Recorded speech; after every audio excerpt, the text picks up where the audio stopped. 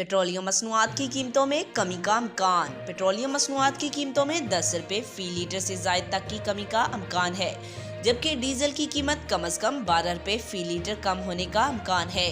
तफसीलात के मुताबिक आलमी मार्केट में खाम तेल की कीमतों में कमी हुई है, जिसकी वजह से मुल्की सतह पर रिलीफ का इम्कान है।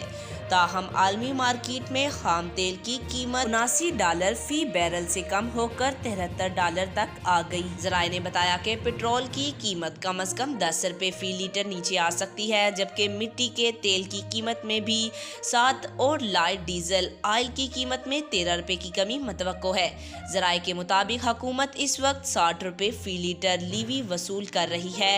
ताहम 15 रोज के दौरान आलमी सतह पर डीजल और पेट्रोल की कीमत में 5% की कमी हुई। ज़राए वज़ारत खजाना का कहना है कि डॉलर के मुकाबले में रुपए की कदर में भी मामूली इजाफा हुआ है।